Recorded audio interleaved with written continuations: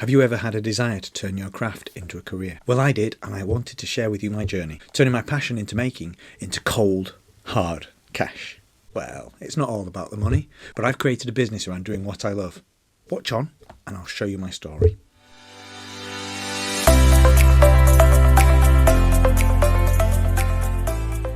So I've been asked so many times, how do I get into this? How can I get paid to do something I love? Is this your hobby, or is it a job? I'll share with you the journey that I've been on and show you some of the work along the way. And hopefully, it will inspire you to do something similar. First and foremost, above all else, to become a professional model maker, you need to have a passion. You need to have a passion for creating and assembling models. Now, it's not something you can suddenly decide to do. This interest can be sparked by a love of planes, cars, ships, or trains. Many people in the modelling world started with model kits as a kid and have fond memories of assembling and painting and gluing and sticking their fingers together. For me, it was model railways. Like many people in a similar situation, this all started as a hobby about 15 years ago.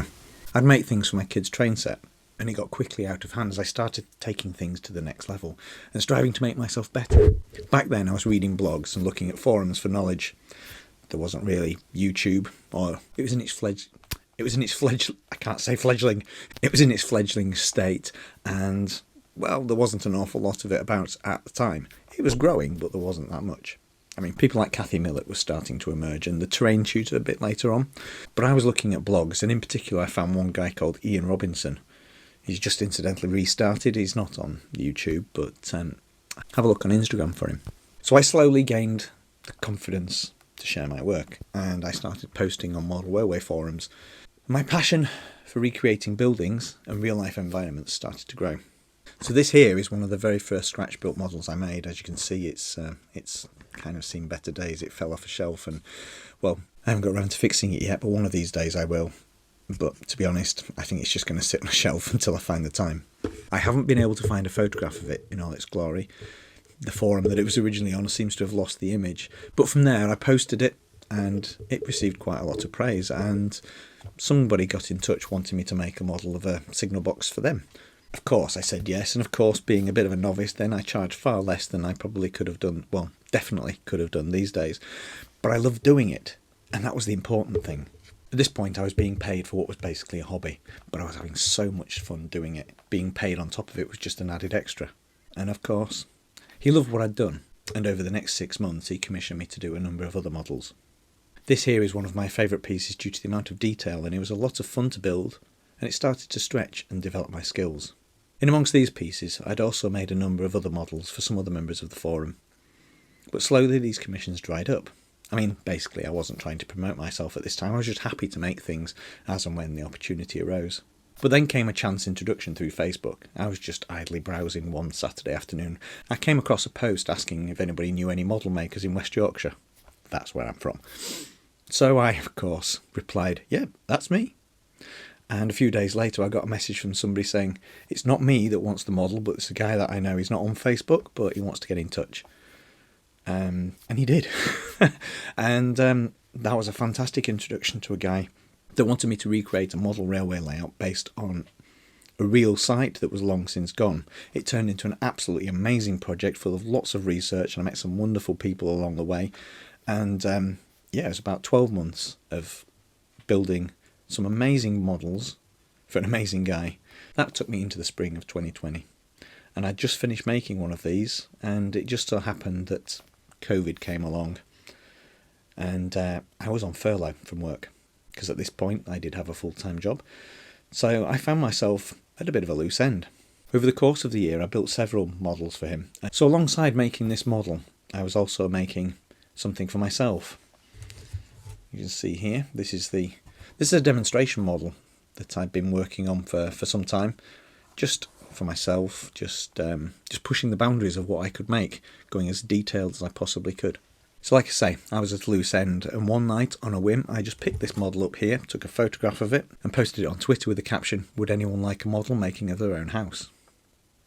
Now, didn't think anything of it. At that point I only had something like 320 followers on Twitter, but I woke up the next morning to dozens and dozens of direct messages and notifications and all sorts. People were actually interested. It piqued a lot of people's interest, and basically I never stopped. From that point on, From April 2020, I have been making models of people's houses. Sometimes it just takes a little luck to get the break, but that's what happened to me. I got exposure, and basically I haven't stopped. My first few models were made at a loss. We tend to undervalue ourselves and undercharge, and ridiculously, one of the first models I made was only, well, I'm not going to disclose how much it was, but I charge 6 times that amount now. It's the hardest thing in the world to price yourself properly. My friends, one piece of great advice is know your worth. If you're good enough, people will value your work and they will pay you what it's worth. Don't be tempted to come down in price because the customer can't afford it. That leads to burnout and stress, and trust me, I am speaking from experience here. My next big break came when I was noticed by a local journalist who wanted to write about me, the local BBC News website. I had a telephone interview with him and thought nothing of it, but the Friday after it was published, again, like I say, it was just on a local strand of the BBC News, just tucked away over in Yorkshire. But by Saturday, it had made it to the main BBC site, and I was out one afternoon, and my phone just kept pinging and pinging and pinging by people who'd seen the article and found me and emailed me and WhatsApped me and all sorts of things. And it went a little bit crazy. I even had a message from the governor of Edinburgh Castle just telling me that he appreciated my work and that at some point he would hope to commission me just before he retired. I'm still waiting for that one. Things really snowballed from there, and I was getting more and more commissions. My work was getting better with each piece. Winter of 2021, I applied to go on a news show that a friend of mine had actually suggested to me. It's called Best in Miniature, based in Canada.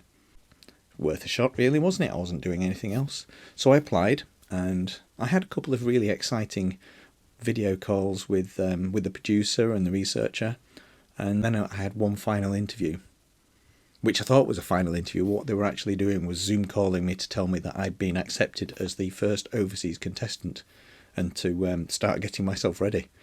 So I had a conversation with the producer, and it got down to the level of why you need to get down to London and start booking air tickets, etc. But I was having a bit of a crisis of conscience. I really couldn't commit to the amount of time that it would take. This was in quarantine.